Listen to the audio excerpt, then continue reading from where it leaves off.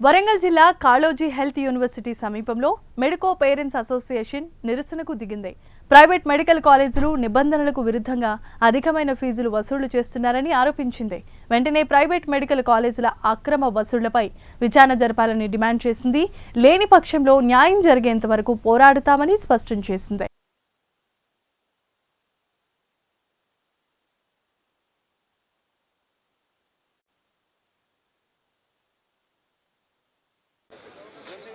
అన్న విజువల్స్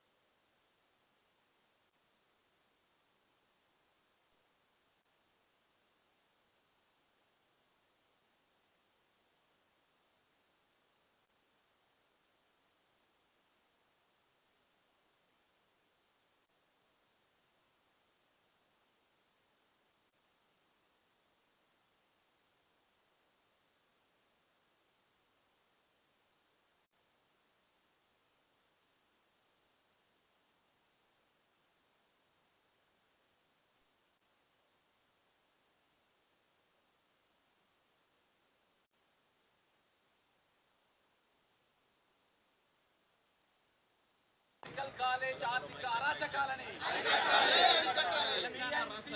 నాలుగున్నర సంవత్సరాలకి మెడికల్ కాలేజీలో పిఎన్సి మెడికల్ ఫీజులని ప్రైవేటు మెడికల్ కాలేజీల తీరుకు వ్యతిరేకంగా మెడికో పేరెంట్స్ ఆందోళనకు దిగారు. ప్రైవేటు మెడికల్ కాలేజీలు ప్రభుత్వ నిబంధనలకు వ్యతిరేకంగా వ్యవహరిస్తున్నట్టు కూడా వాళ్ళు అభిప్రాయాన్ని వ్యక్తం చేస్తూ ఈరోజు వరంగల్ కాళోజీ హెల్త్ యూనివర్సిటీ ముందు అనేక సమస్యలున్నాయి. ప్రైవేట్ మెడికల్ కాలేజీలు అన్యాయంగా కోట్ల రూపాయలు వసూలు చేస్తారంటూ కూడా మెడికో పేరెంట్స్ సంబంధించిన వారంతా కూడా ఆందోళన వ్యక్తం చేసినటువంటి పరిస్థితి. పేరెంట్స్ అసోసియేషన్ రాష్ట్ర అధ్యక్షుడు సత్యనారాయణ చారు వాళ్ళతో మాట్లాడదాం. ఏంది ప్రధానంగా ఎందుకు మీరు ఈరోజు నిరసన చేస్తూ ఉన్నారు? మీ డిమాండ్స్ ఏంటి? ఎటువంటి సమస్యలు ఉన్నాయంటే తెలంగాణలో ఏ అన్యాయమైనా గురిస్తారు కానీ మెడికల్ కాలేజీల్లో జరుగుతున్నటువంటి వందల కోట్ల అన్యాయాన్ని, పేరెంట్స్ మీద పడుతున్నటువంటి భారాన్ని ఇప్పటి వరకు ఎన్నిసార్లు మొరపెట్టుకున్నా దీన్ని ఎవరు గుర్తిస్తలేరు. మెడికల్ కాలేజీలలో ప్రధానంగా 4.5 సంవత్సరాల ఫీజు తీసుకోవాలనేది యూనివర్సిటీ ఆదేశాలు ఉన్నాయి, ఎన్ఎంసీ ఆదేశాలు ఉన్నాయి. అయినప్పటికీ కూడా తెలంగాణలో ఉన్న కొన్ని ప్రైవేట్ కాలేజీలు 5 సంవత్సరాల ఫీజు తీసుకుంటున్నాయి. ఒక అర్ధ సంవత్సరమే కదా అని అంటే B&C క్యాట్ మీద 6 లక్షల నుండి 13 లక్షల బర్డెన్ పడుతుంది. 2,900 మంది పైచిలుకు విద్యార్థులున్న మన రాష్ట్రంలో ప్రైవేట్ B&C క్యాట్లో 209 కోట్ల బర్డెన్ పడుతుంది. ఇదే కాకుండా మిగతాగా ఇతరాతర ఫీజులు అని చెప్పేసి దాదాపుగా 100-150 కోట్లు వసూలు చేస్తున్నారు.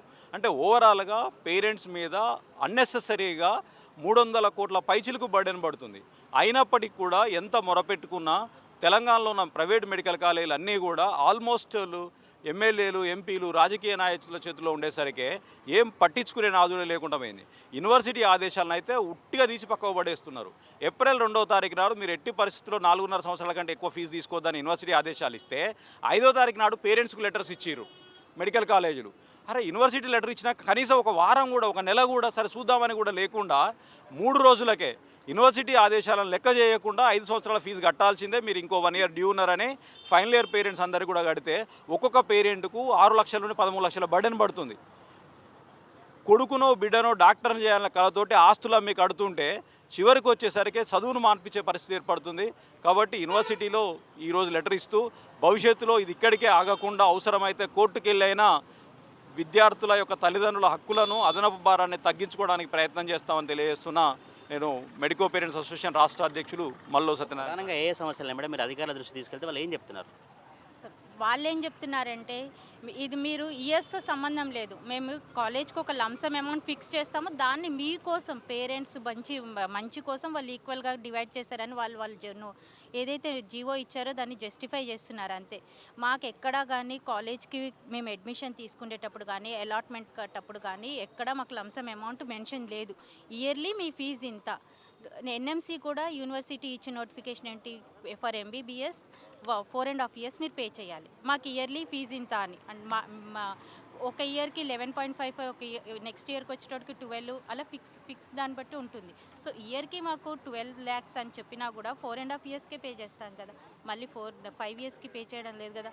మీరు ఇయర్స్ లెక్క చేయకండి, మీకు ఓన్లీ లంసమ్ అమౌంట్ అని చెప్పేసి మేము ఫీ రెగ్యులేటరీ ఆఫీసర్తో మాట్లాడితే ఆయన ఒక జస్టిస్ ఆయన అలాగ ఎక్స్ప్లెనేషన్ ఇచ్చారు మాకు వెళ్తే. అలా ఉంది. గవర్నమెంట్ నుంచి కూడా వాళ్ళు ఏంటంటే ప్రైవేట్ కాలేజెస్కే సపోర్ట్ చేస్తున్నారు కానీ మా మామూలు మధ్యతరగతి పేరెంట్స్కి సపోర్ట్ చేయట్లేదు.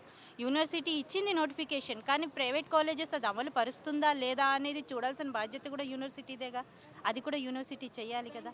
మా పేరెంట్స్ తరఫు నుంచి గవర్నమెంట్ కూడా ఒక యాక్షన్ తీసుకోవాలి. పేరెంట్స్, మధ్యతరగతి పేరెంట్స్ ఎంత ఇబ్బంది పడి ఆ పిల్లల్ని చదివిస్తున్నారు, ఆస్తులు అమ్మి ఏదో అమ్మి. ఏంటంటే మా పిల్లలు కూడా మంచి సమాజంలో మంచి డాక్టర్గా పేరు తెచ్చుకోవాలని చెప్పేసి. సో దానికోసం ఈ నిరసన, మాకు 4.5 years ఫీజు అమలు పరిచేదాకా మేము ఈ నిరసన కొనసాగిస్తాం. చెప్పండి, నిరసనకు సంబంధించి అధికారులు స్పందించకపోతే ఎటువంటి చర్యలు తీసుకున్నారా, ఎట్లాంటి ఇబ్బందులు పడుతున్నారు మరి? ఎక్కడికైనా వెళ్తాం మేడం, కోర్టుకైనా వెళ్తాం మేడం. అధికారులు చర్య తీసుకోకుంటే ఎక్కడికైనా వెళ్తాం మేడం. మెడికో పేరెంట్స్ సంబంధించిన అసోసియేషన్ అభిప్రాయం అయితే కోర్టుకైనా వెళ్తాం, తప్పకుండా ఇప్పటికైనా యూనివర్సిటీకి సంబంధించినటువంటి అధికారుల తీరు మార్చుకోవాలి. విద్యార్థులను కావచ్చు, మా పిల్లలను డాక్టర్లు చేయాలంటే అదనపు భారం పడతా ఉంది. అధికారులంతా కూడా స్పందించట్లేదు. ఇప్పటికైనా కూడా ఈ ప్రైవేటు మెడికల్ కాలేజీల తీరుకు వ్యతిరేకంగా ఉన్నటువంటి నిరసన కార్యక్రమాన్ని కొనసాగిస్తాం. ఇప్పటికైనా అధికారులు స్పందించి చర్యలు తీసుకోవాలంటూ కూడా మెడికో పేరెంట్స్ అసోసియేషన్ సభ్యులు చెప్తున్నటువంటి పరిస్థితి కనబడతా ఉంది. కెమెరా పర్సన్ పవన్తో తిరుపతి, ప్రైమ్ 9 వరంగల్ నుంచి.